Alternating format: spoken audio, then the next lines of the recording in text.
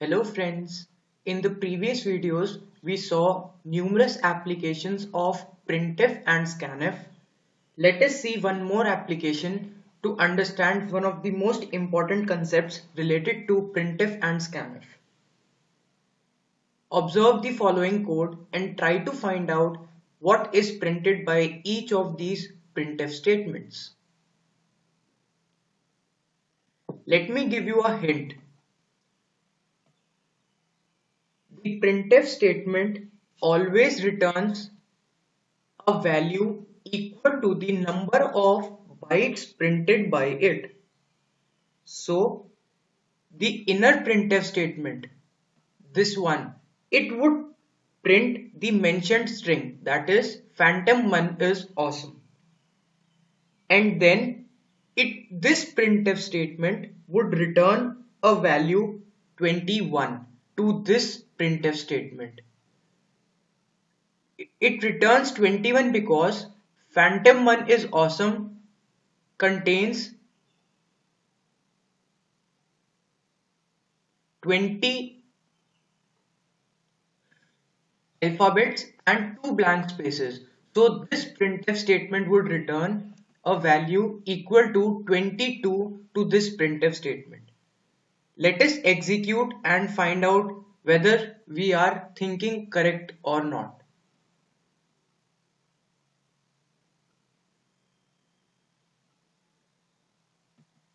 As expected, this inner printf statement, it would print this string here, that is phantom 1 is awesome, and the inner printf statement returns a value equal to the number of bytes printed by it, that is 22, which can be seen here in our output screen.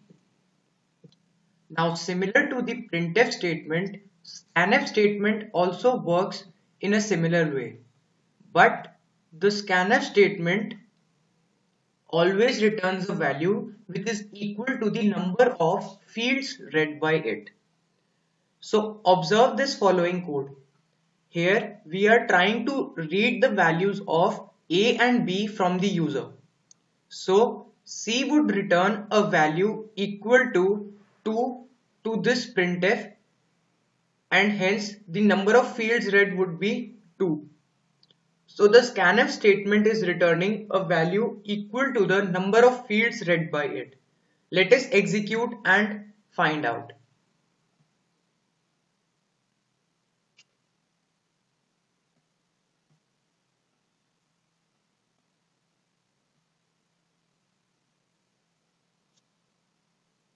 Let us input the values of A and B, 2 and 3. So the number of fields read are 2. That is, C stores a value 2 since it is reading the values of A and B.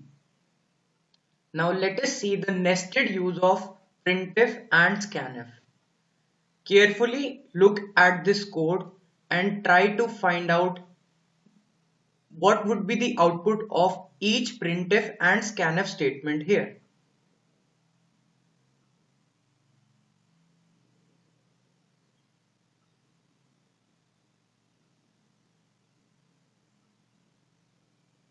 Let me execute it and explain it with the help of the output screen.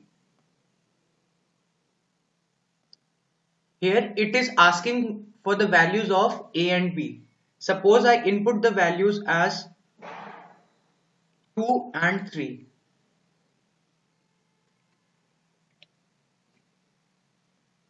Now let us analyze it with the help of this output screen. We learned earlier that scanf returns a value equal to the number of fields printed by it.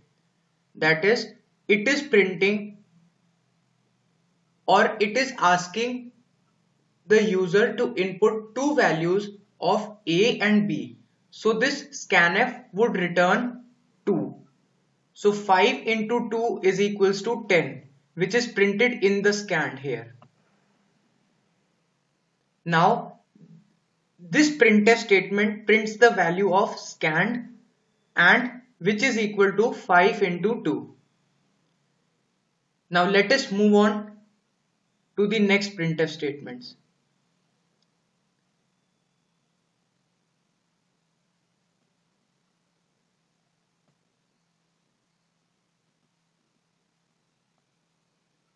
Now we have to see this printf statement. So here we input the values of A and B as 2 and 3. So A is printed as 2, B is being printed as 3 by this printf statement. As we have put here A is equals to %d, so this A stores the value of A that was taken from the user. B is equals to %d stores the value of B that the user inputted. Now this printed is equals to shows the value equal to 10. Can you guess why? Remember, the printf statement returns a value equal to the number of bytes printed by it. So the value returned here is 10. Now why do you think 10 is being printed here? Because this printf statement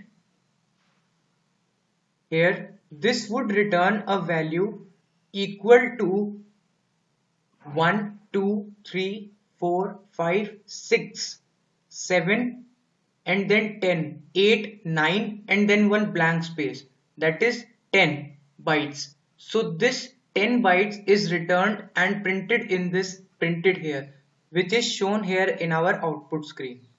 So please remember that printf statement always returns a value equal to the number of bytes printed by it, whereas the scanf statement returns a value equal to the number of fields that are read by it. Well, if you are still confused as how these printf and scanf are working, learn the rule of divide and conquer. That is, break the statements into 3 parts as written in this program. Now you can easily see the output of each printf and scanf statements and understand the nested use of printf and scanf.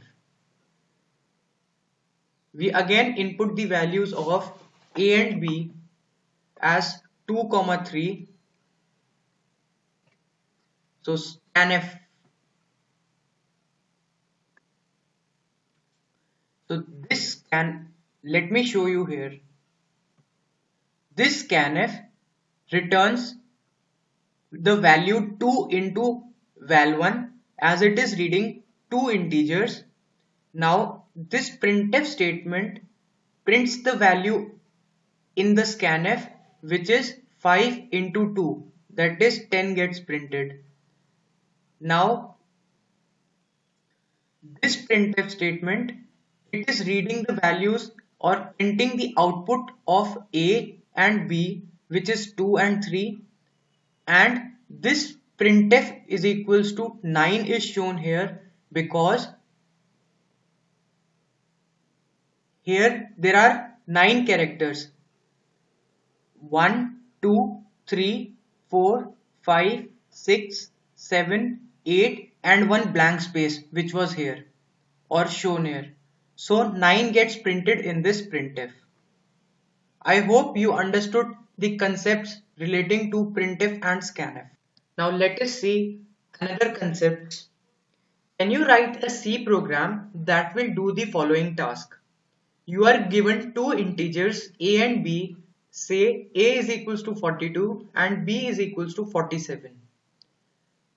It stores a concatenated value of A and B in a string. Say string is equals to str, which is equals to AB. Here str should be storing a value 4247.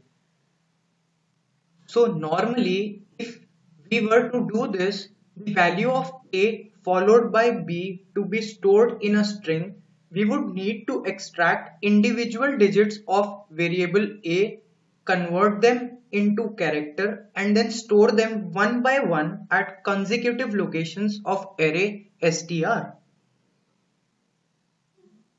And we would require a similar process for the variable b. So let us see how can we do it without using strings.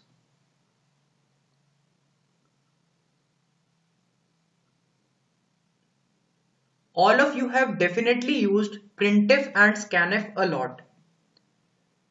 Have you heard of sprintf and sscanf? These two functions are handy in such situations. So let us see how can we concatenate the values of a and b without using strings. We have just used sprintf instead of printf, and let us execute the program and find out the output.